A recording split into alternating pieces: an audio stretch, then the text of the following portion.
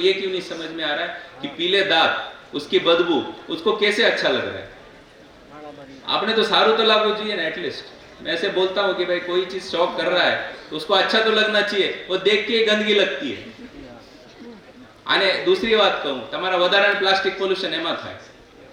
એમાં આમ બેસીને આમ કરે છે જેમ કે એમનો રાષ્ટ્રપતિનું કોઈ પદક મળ્યું છે। मतलब उसको इतना गर्व होता है कि मैं मावा ये कर रहा हूँ। अरे भाई तू क्या मतलब खुद की जिंदगी बर्बाद कर रहा है? तेरे को इतना समझ में नहीं आ रहा है कि ये जहर है, तुम क्यों खा रहा है ना? तो जेटला पण मारा मित्रों છે ना नौजवान, તમારી બહુ મોટી જિંદગી છે અને એ માવા જેવી वस्तु, दारू જેવી वस्तु ये बिल्कुल कूल नहीं है। सिनेमा देख के, इंस्टाग्राम की रील देख के बिल्कुल प्रभावित नहीं हो जाना कि भाई इससे कोई तुम्हारे जीवन का भला होने वाला है, बिल्कुल खराब होने वाला है।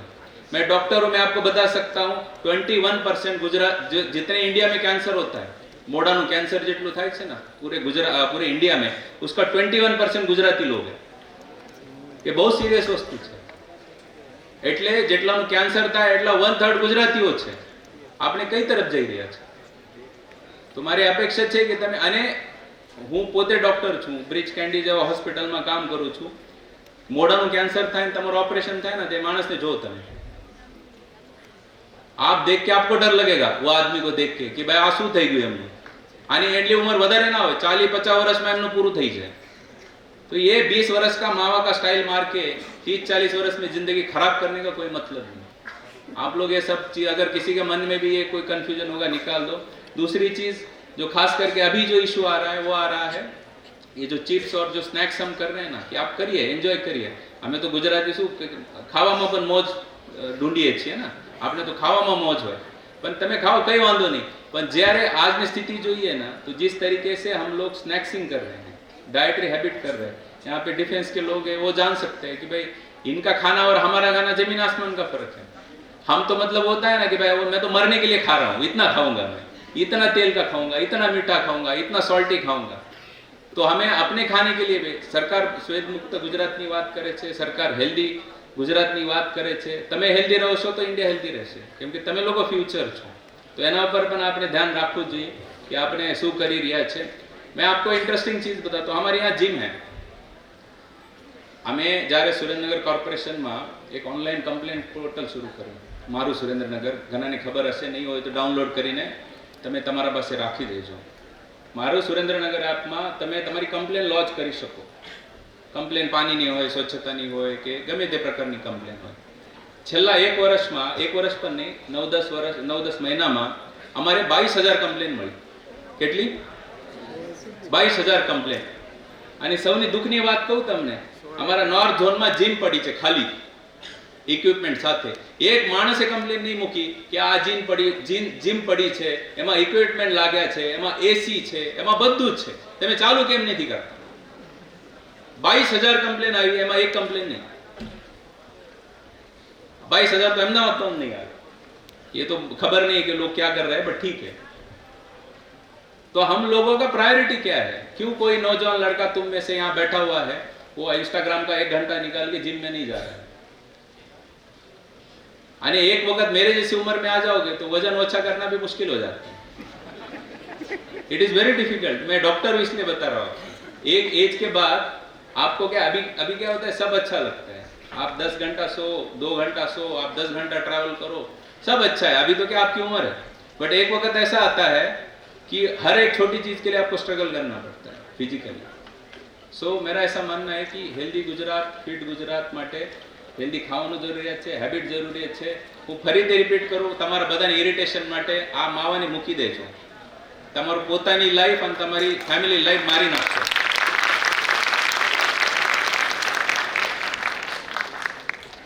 તો આપણે જે છે એ પ્રકારની આપની કંડક્ટ કરીએ અને સપના મોટા જોઈએ।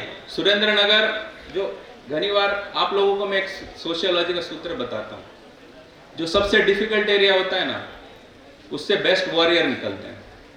अगर आपको लगता है ना कि भाई काठियावाड़ डिफिकल्ट एरिया है, तो તમે જો આપણા પોલીસમાં છોકરાઓ છે, આપણા આર્મીમાં લોકો છે, એ સૌથી બેસ્ટ કેડર હશે, એમાં કંઈ મારે કહેવાનું જ ના હોય। એટલે આપણે સપના જોઈએ ને કે ભાઈ યુપીએસસીમાં જઈને આઈપીએસ બનીએ, આઈએએસ બનીએ, આઈઆરએસ બનીએ, રેલવેમાં જઈએ, કસ્ટમમાં જઈએ, ઘણી બધી બ્રાન્ચીસમાં જઈએ તો તમે કરી શકો. તમારા અંદર એ તાકાત છે, તમારા અંદર એ મહેનત કરવાની છે. આપણે બસ અમારે મેન્ટલ સેટઅપને ઓકે કરવાની જરૂરિયાત છે, એક લાઈન ઉપર લાવવાની જરૂરિયાત છે. અને એ તમે નહીં લેશો તો હું આપણે છેલ્લી વાત કરું, કોમ્પિટિશન આવી રહ્યું છે અત્યારે. તો લગ્ન માટે પણ કોમ્પિટિશન છે, પછી તો તમારે જોબ માટે એવી પરિસ્થિતિ થશે કે હવે ધંધો પણ નહીં કરવાની પરિસ્થિતિ. ठीक है ना? तो कंपटीशन में तुम्हारे उतरा जो है ना, मैं नहीं बोल रहा, मैं डरा भी नहीं रहा हूं आपको, लेकिन मैं आगाह कर रहा हूं कि आपको मेहनत करने के अलावा कोई ऑप्शन नहीं है. आप नहीं करोगे ये टाइम अपना टाइम पास में निकालोगे 4-5 साल बाद में, फिर आपको कोई पूछने वाला भी नहीं होगा. बाद में फिर आपको हर ऑफिस का दरवाजा खटखटाना पड़ेगा कि भाई 10,000 नहीं तो नौकरियां, 5,000 नहीं तो नौकरियां. यहाँ तो कितने होशियार रहते हैं कि 5,000 का मावा खा के मर जाते हैं महीने में. तो ये स्थिति आने वाली है. इसके लिए हमको खुद को भी तैयार करना है. और कितने सारे ऐसे घर के बच्चे होंगे कि जिसके घर में आर्थिक परिस्थिति खराब है, जिसकी मम्मी कोई छोटा काम कर रही है, जिसका पिताजी कोई मेहनत कर रहा है. तो एज ए घर का बड़ा बेटा या घर की बड़ी बेटी आपकी जिम्मेदारी है कि मैं मेरे घर को खड़ा करूं. मेरे माँ का आश्रू, जिस दिन आपका बाप आपको देख के खुशी से रोएगा ना, उस दिन आपका जीवन सक्सेसफुल है. नहीं तो भारत में घनी बड़ी पॉपुलेशन है, एनो कोई यूज थतुं नहीं. जिस दिन तुम्हारी माँ और बाप तुमको देख के खुशी से रोएगा, वो दिन तुमको लाना है. और वही तुम्हारा आज का कर्तव्य है, वही आज तुम्हारा धर्म है, वो आपको करना चाहिए. आपसे थोड़ा बड़ा हो इसलिए मैं आपको समझा रहा हूँ. ठीक है?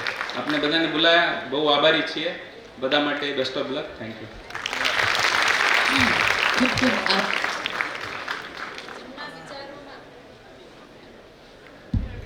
જેમના વિચારોમાં ગહનતા અને વાણીમાં સ્પષ્ટતા હતી એવા જ્ઞાનના સાગર આપણા માનનીય કમિશનરશ્રીને પ્રાસંગિક ઉદ્બોધન આપ્યું એ બદલ ખૂબ ખૂબ આભાર.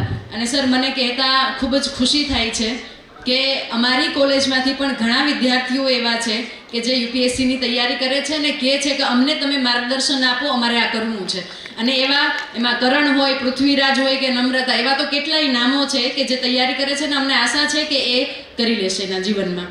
અને સાહેબે બહુ સરસ મજાની વાત કરી છે. તો આપણે પ્રોમિસ આપવું પડશે કે અમે ક્યાંય પણ કચરો નહીં ફેંકીએ.